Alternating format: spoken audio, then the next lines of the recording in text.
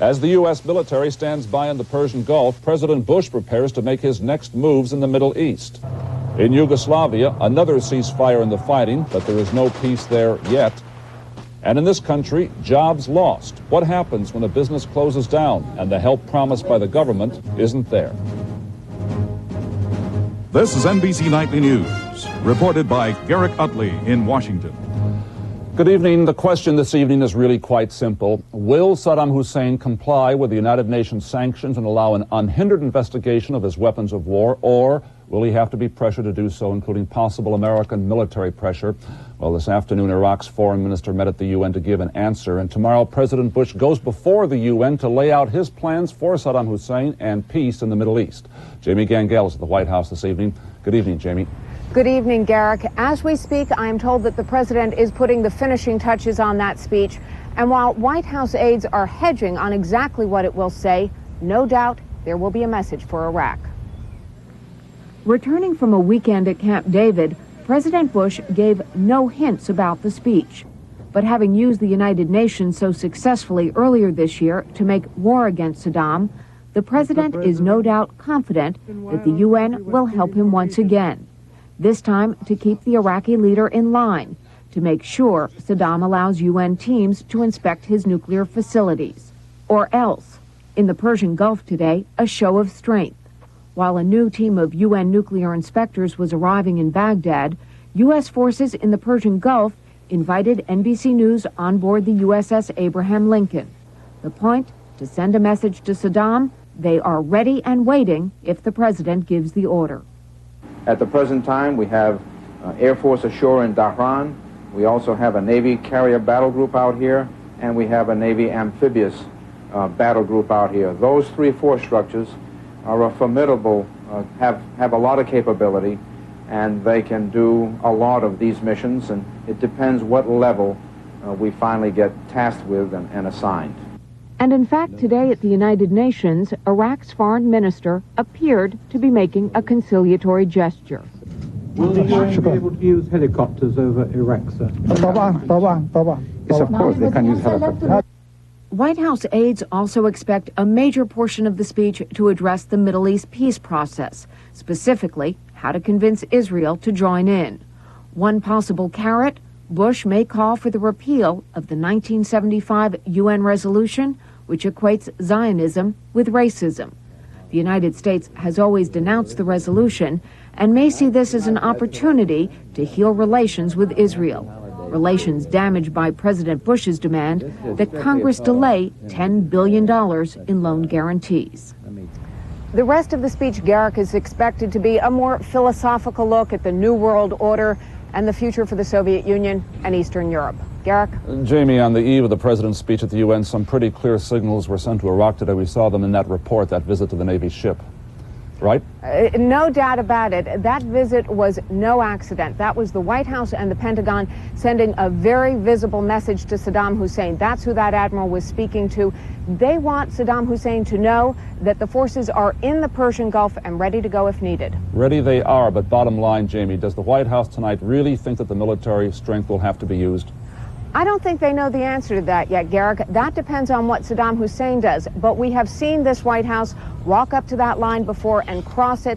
And the message from here tonight is certainly that they are ready and willing to cross it again. All right, Jimmy Gangel at the White House tonight. Thank you. The Middle East poses another test for George Bush, the test of strength and wills with Israel's Prime Minister Yitzhak Shamir. Bush is increasing the pressure on the Israeli government to halt the building of new settlements on land captured from the Arabs. Shamir is resisting that strongly. A lot is at stake here, perhaps even a Middle East peace conference. In Israel, here's correspondent Martin Fletcher. American Jewish leaders have warned Israel's Prime Minister to back down, to stop provoking Washington. But in the toughest dispute between Israel and the U.S. in many years, the angry Israeli Prime Minister is not giving in. Will you free settlement in the occupied territories, Mr. Prime Minister, as the Americans seem to want? I don't understand. Given a choice between loan guarantee and the question, sir. In fact, building in the occupied territories is breaking all records. Israel wants to double the population in 3 years. There's no secret for the government's hurry, says one leading left-winger. To create effects where withdrawal for the West Bank would be impossible to think of. That's the idea. And the closer we are going to the negotiating time, the closer we are coming to the real game, the more we are building settlements there. That's right, says the right wing. We need to build more settlements. They see the proposed peace conference as a trap where America will blackmail Israel into giving up land to the Arabs. Its policy is exactly the same as the Arab policy. So America is pro-Arab, and Israel cannot go to such a conference because everything is decided before the conference. It's all a far cry from the once cozy Israeli relationship with President Reagan. Even on this relatively moderate settlement on the West Bank, American pressure is rejected by everyone. I think Bush and Baker don't need to tell us what to do because it's not their business. Oh yes it is the message from Secretary of State James Baker. And until Israel sees it that way too, American pressure will grow on Israel to stop the settlements, to attend the peace conference, and then the Israeli government fears pressure to give in to the Arabs. Martin Fletcher, NBC News, Tel Aviv. We have some more to say on this matter at the end of the program tonight, and also as we cover our world this day, we'll go next to Yugoslavia and to the Soviet Union, where the unrest continues.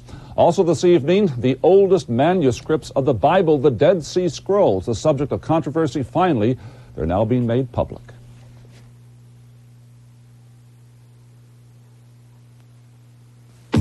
Take the 50 most popular cereals in America. What if you had to choose between them based solely on the side panels? No brand names, no fancy packages, just the plain and simple facts. You'd find only one is low in sugar and a good source of fiber and made from whole grain oats. Cheerios. Compare the side panels and see for yourself. The choice is Cheerios. Mannington has invented a floor that breaks the shine barrier.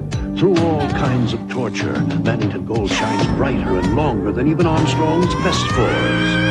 Mannington Gold, a shining example of what a floor should be. If your doctor has recommended Metamucil and you like the results, but you don't like those glasses of thick liquid, change to FiberCon. Get the same fiber action in easy-to-swallow tablets. Get doctor-recommended FiberCon. In Yugoslavia today, still another ceasefire between the federal government and Croatia, which wants its independence. The only difference, and it is an important one now, is that after days of fighting there, government forces and guerrillas loyal to them control most of that republic. In Croatia, here's Jeremy Bowen of the BBC. In the hours leading up to the ceasefire this afternoon, fighting continued at one of Zagreb's biggest Federal Army barracks. Uspjesi koje smo postigli u tome. In a TV broadcast tonight, Croatia's President, Franjo Tudjman, said the ceasefire was a victory for his policies. Sporadic violations were to be expected, but he said Croatia had shown it could fight. There haven't been many victories, though. Small successes like this attack 10 minutes before the ceasefire, which forced down a federal helicopter, cannot disguise the military reality that Croatia is outgunned by the Federal Army.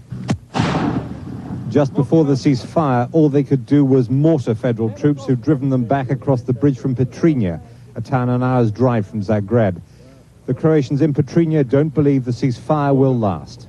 Even though they've been driven out of Petrinja, the Croats still believe they can stop the Serbians and the Federal forces coming over the bridge and striking towards Zagreb.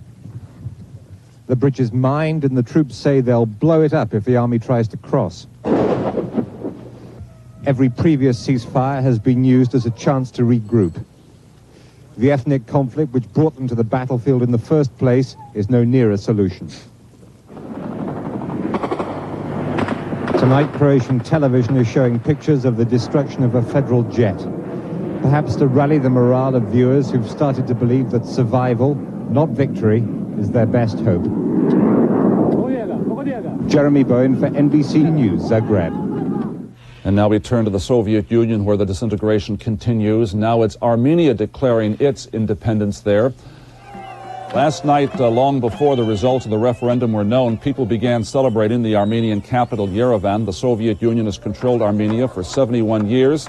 Now that is all history. When the votes were counted, the vote for independence was not even close. It was 99.3%. Declarations of independence are one threat to the Central Soviet government and rule. Civil strife is yet another, and it is escalating in the southern part of the country, especially in the republic where Joseph Stalin was born, that's Soviet Georgia. It is known for its very strong leaders, and Zviad Gamzokurdia is yet another one. Here's our correspondent, Bob Abernathy.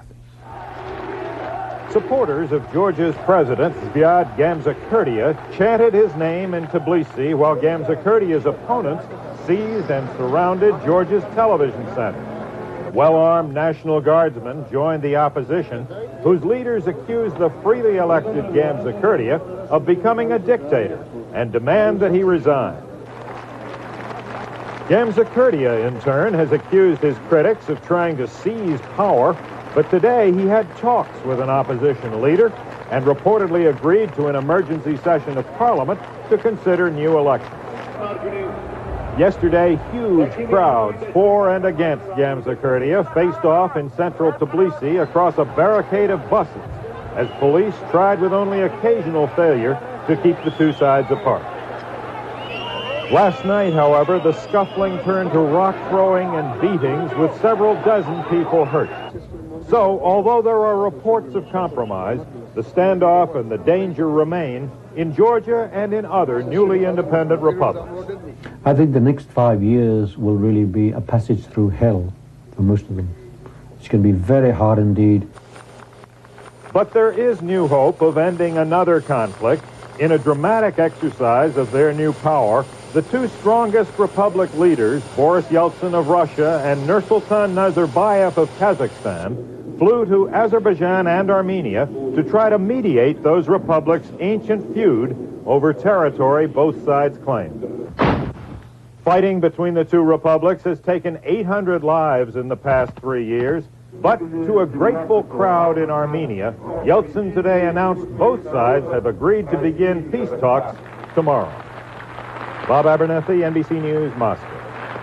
And spy stories in the news today. For many years, the biggest mystery in Great Britain was who was the fifth man, a spy for the Soviet Union, a high position in British intelligence. Well, today he identified himself. John Cancross said, yes, he was the fifth man. He said he was given immunity from prosecution after confessing to his espionage. And this story, the spy master of what was East Germany says he is now coming in from the cold. Markus Wolf fled to Moscow after the unification of Germany. Today he said he will return to Germany this week, where he is wanted for espionage and treason.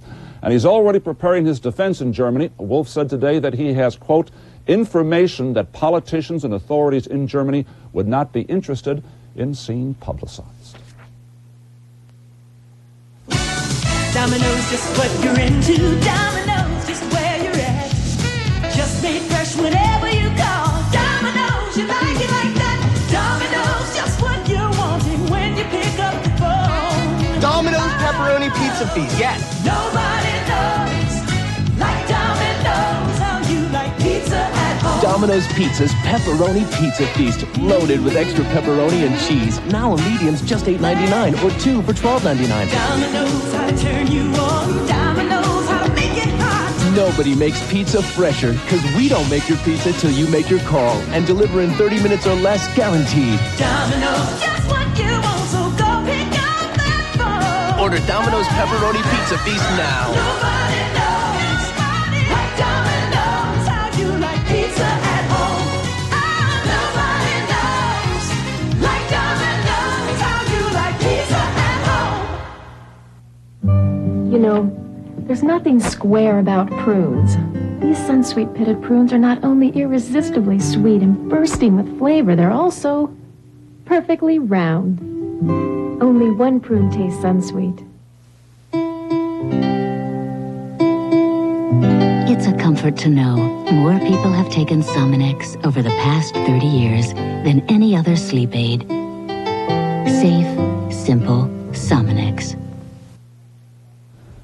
The first United States senator has formally come out against the nomination of Clarence Thomas to a seat on the Supreme Court. California Democrat Alan Cranston said today he cannot support Thomas because of what he called the nominee's silence in response to important questions. Chief among them, according to Cranston, is abortion. However, all signs now indicate that the Senate committee conducting the hearings will approve Thomas's confirmation. Now, turning to our focus report this evening, we call it Protecting the Unemployed, Government Failures. When a worker loses his or her job, most people may think that just about the only help they're going to get from their government is an unemployment check. In fact, there are a number of programs which by law are supposed to help these people. There is, for example, a law to give advance warning of layoffs, 60 days, a law to provide retraining, a law to protect health benefits. But are they working? Henry Champ is with us tonight at the Capitol. Good evening, Henry. Good evening, Garrick. You're absolutely right. There are congressional programs that are designed to help workers that are hit by massive layoffs. The problem is, too often, they don't work. For most of this century, Washington's rich, powerful, and certainly its stylish shopped at Garfinkel's. It was an event as much as a store, a place where you bought your first suit or your wedding dress from a proud, long-serving staff. You went there thinking you had a job for life. Yeah. I know we used to, when we were having some really bad problems, we'd say, oh, never close. Not in our lifetime. Garfinkel's will never close. So it was a shock. But it did close in 1990. Empty stores now stand as testimony to takeover bids, revolving management, and expansion mistakes. 900 employees, mostly women with long-term service, were let go. I lost my sick leaves, my vacations, my severance pays, and my good people I work with. And eventually you lost your health benefits? Yeah. Till now I don't have any. It wasn't supposed to be that way. A 1985 government program called COBRA was designed to provide an additional 18 months of health coverage to ex-employees and give them a chance to replace their health insurance at a group rate. But Garfinkel's canceled its group plan within 7 months, and the workers were left without coverage. If you're in a situation like Garfinkel's, where they totally go out of business and no longer have any insurance at all, then this law isn't applicable at all, and they don't get this protection under the COBRA legislation. Another 1988 government program called WARN was supposed to require companies to give 60 days notice before any mass layoffs. But many of Garfinkel's employees were fired the very day the company announced bankruptcy. But the biggest government failure for Garfinkel's workers was the 1988 EDWA retraining program. That was supposed to speed retraining of laid-off workers, but only 8 of Garfinkel's 900 employees were retrained. The Department of Labor instead concentrated on younger, high-tech employees laid off elsewhere across the country. The women of Garfinkel's became victims of a practice called creaming. I think the bad practice of creaming is an abominable practice. That's taking care of those who are best able to take care of themselves, letting women and senior citizens fall by the wayside. My credit is awful now. I'm behind the credits. Visa called me, credit union called me, everybody called me. I don't have money. Despite their reputation in the nation's capital, Garfinkel's workers learned a very hard lesson, and it's been repeated all over the country. Government programs couldn't and wouldn't help them. Garrick? Henry, you're standing there in front of the Capitol, the Congress which passed these laws, and they are laws, so why aren't these workers getting the protection they need? Well, Senator Metzenbaum, who was the author of these programs, put in those kinds of clauses that would allow them to help. But in the case of Garfinkel's, as in so many other countries, they were non-union. They didn't expect that their company would close. There was the rush and pressure of getting a job. And quite frankly, the legal profession didn't assist them and jump in to help. Well, what's the attitude among the members of Congress and in the administration? They passed the laws, they signed the laws, or they just let them sit on the shelf and forget them now? Well, I think tomorrow what we're going to see is a big debate on the question of whether or not we extend unemployment benefits. But there are many people here who say that that isn't going to be the answer, that no matter when benefits run out, they run out. Unless you don't do something about retraining workers, you haven't succeeded in doing anything. Henry Champ at the Capitol, thanks for being with us this evening. And we'll be back with more news in just one moment. What's popping up, that's free. Special K waffles from Eggo. Once you see how good fat-free can be, whoa, no, you never let go. No way. It's all mine. Special K waffles from Eggo. Eggo Special K waffles. Crisp, delicious, yet every bite fat-free, cholesterol-free, and just 80 calories per waffle. See how good fat-free can be. Oh, no, you never let go. Nah. Special K waffles from Eggo. It feels to me always like someone's banging on my knuckles with a hammer. It's really uncomfortable. Today, it isn't aspirin, it's Advil for minor arthritis pain. Advil just really helps with the pain. It makes it go away. The Advil caused me no upset stomach. Over 100 million people have tried Advil for many types of pain. That means to me it must work, and it also means it must be safe, and those are two things that I'm interested in. Advil, advanced medicine for pain. Joanna. Charles.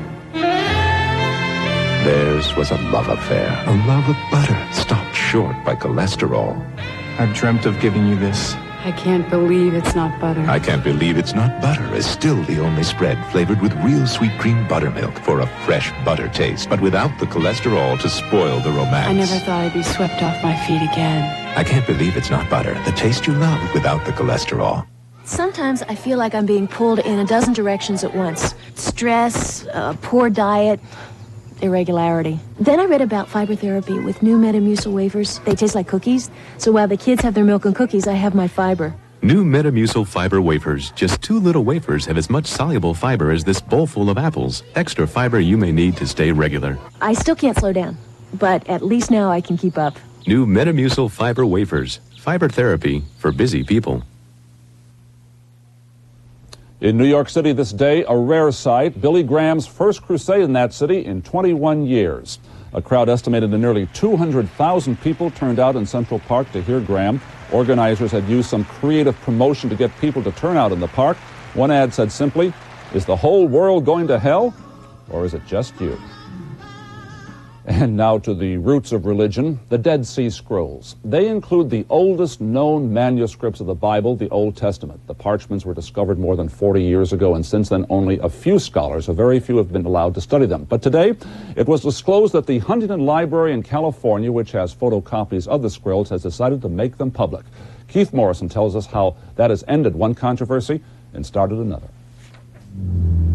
The Huntington Library in exclusive little San Marino, California, is the picture of pastoral serenity. But today, this place has made a noise that is being heard around the world. We are quite shocked. Shocked is Professor Emmanuel Tove of Hebrew University, the man who until now has had virtually exclusive jurisdiction over the Dead Sea Scrolls. But then everything about the scrolls has been steeped in controversy since a shepherd boy found a cave of jars hard by the Dead Sea in 1947. They have been kept here at a museum in Jerusalem, while a select group of scholars, now aging, took ever so long to reveal bits of their contents. It has been such a closed shop that a scandal ensued, accusations of a cover-up, speculations that the foundations of Christianity could be rocked by the hidden information. Mostly there's been international scholastic frustration. Am I supposed to go to the center and ask to see such and such unpublished manuscripts and be told that no, I cannot see them? What's the purpose of such a center? But now, today, all that has changed. The Huntington had for a decade held its own set of negatives, pictures of the scrolls, and finally decided it could no longer participate in the secrecy. At the very heart of the research library is this commitment to intellectual freedom, and we're upholding that. So we're doing exactly the right thing. In a way, it's as if everybody today has been following a script. The Huntington Library knew that to release its negatives containing all that sensitive information would create a terrible row. And terrible row there is. People are looking into this, the possibilities of legal action. The Department of Antiquities is turning to the Huntington Library in order to find out what exactly their intentions are. The intention? To let the world know what is contained in previously unpublished portions of the scrolls, come what may.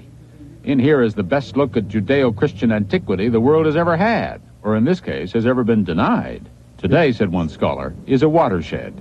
Keith Morrison, NBC News, San Marino, California. And we'll be right back.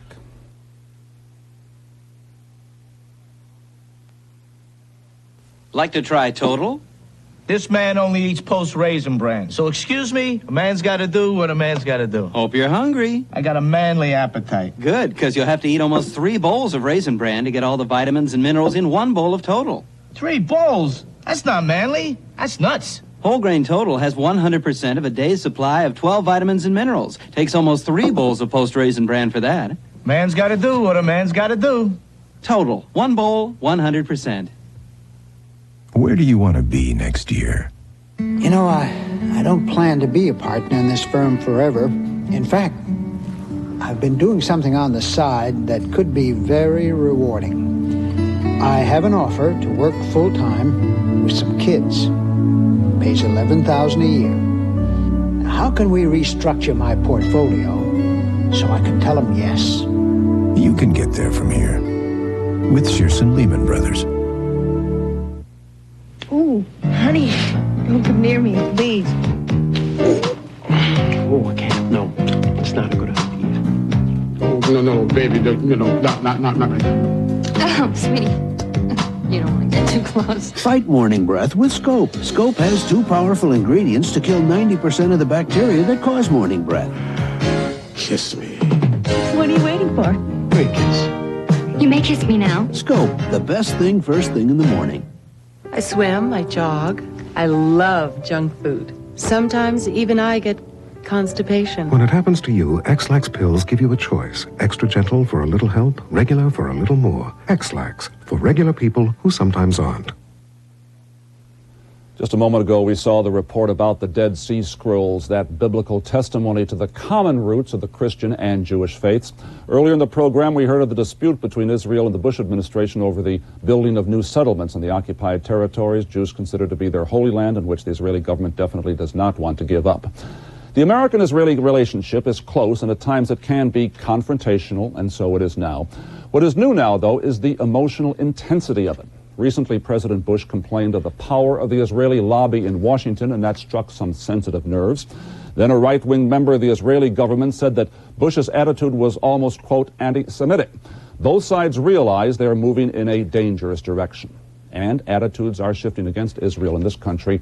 A recent NBC News Wall Street Journal poll asked Americans whether they think Israel or the Arab nations are the biggest obstacle to a peace settlement in the Middle East. Well, 35% said the Arabs are, 37% said Israel is. Public opinion eventually influences government policy, a fact neither President Bush nor Prime Minister Shamir of Israel can or certainly will ignore. Now, the key question today is whether this debate and the dispute over Israel's future in the Middle East can be carried out without the emotional baggage of religion and history, without the extreme and at times extremist feelings of or charges of anti-Semitism. That may not be easy, but it should be possible if the leaders want it. And tomorrow, President Bush is expected to take the next step when he speaks before the United Nations. NBC News will carry that live. It's scheduled to begin at about 12:45 Eastern Time tomorrow. And that is our look at our world this day. I'm Garrett Utley. Good night for all of us here at NBC News.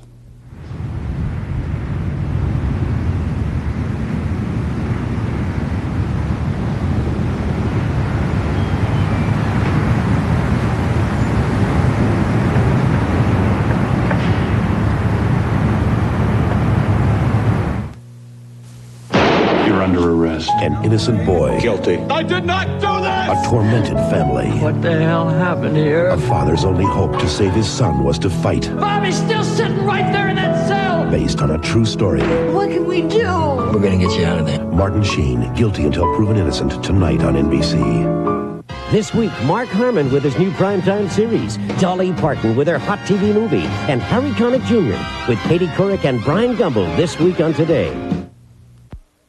Forced to sell at the John F. Lawhon Building. New furniture inventories have been marked for immediate sale and certain liquidation. 6-foot-tall hall trees are not